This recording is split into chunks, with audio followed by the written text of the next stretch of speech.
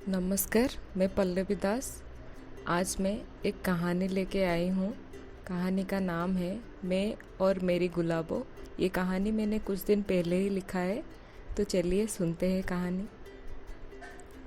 आज मेरे लिए एक बड़ा दिन था, क्योंकि मेरी गुलाब के पौधे पर आज पहली बार एक फूल खिला है।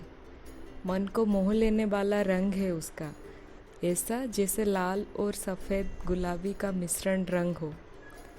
मैं हमेशा से अपनी तनख्वाह से गुलाब का एक पौधा लेना चाहती थी। तनख्वाह तो मिली, लेकिन गुलाब का पौधा रखने के लिए जगह नहीं मिली थी। वो कहते हैं ना, सारी खुशियाँ एक साथ किसी को नसीब में नहीं होती। कुछ खुशियाँ तुम्हें किस्तों में मिलती हैं, इसलिए धैर्य रखकर सही वक्त का इंतज़ार करना चाहिए। शायद ही कोई ऐसा इंसान हो जिससे पेड़ पौधे से प्यार ना हो। मुझे तो बहुत ज़्यादा प्यार है प्रकृति और पेड़ पौधों से। मेरे घर के पास ही एक नर्सरी है। मुझे आज भी याद है, कुछ दिन पहले कैसे पौधा खरीदने के बाद जब वहाँ से निकल रही थी, तभी तेज़ बारिश शुरू हो गई थी और मैं मानो जैसे मोर की तरह नाचते हुए तेज़ बारिश में पौधा लेकर घर आई थी। उस दिन मैं बहुत खुश थी। घर लौटकर मैं काफ़ी देर तक इस सोच में रही कि आखिर कौन से गमले में मेरे इस नए मेहमान को जगह दी जाए।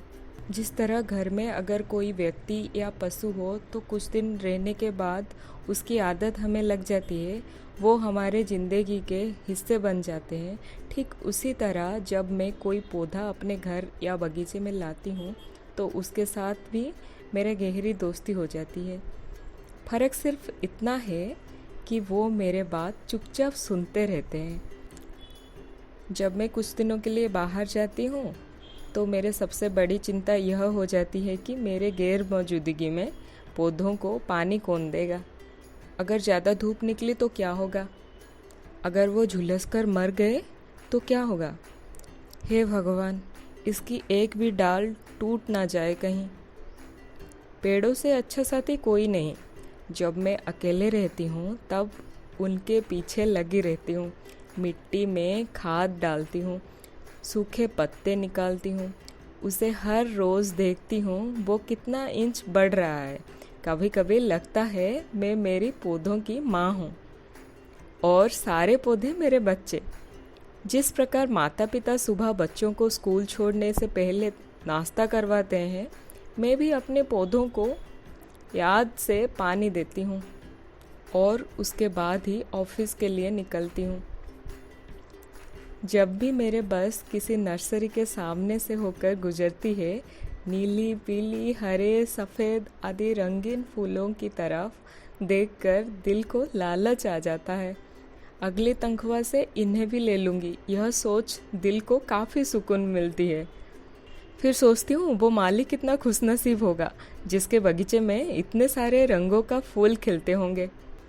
हर हफ्ते सोचती हूँ कि कुछ नए पौधे लाऊं, अपने बगीचे को और ज़्यादा घना बनाऊं, लेकिन पौधे रखने की जगह की कमी के कारण बस कुछ ही पौधे रख पाती हूँ।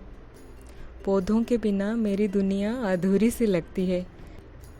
घर में एक भी पौधा हो तो एक प्यारा सा वातावरण, खिला खिला सा मन महसूस होता है।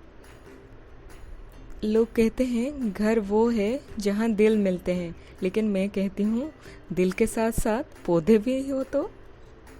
लेकिन मैं कहती हूँ दिल के साथ साथ पौधे भी हो तो उस घर को चार चांद लग जाता है। कहानी इतने में समाप्त हुई। कहानी सुनने के बाद बोलिएगा कैसी लगी मेरी कहानी। नमस्कार।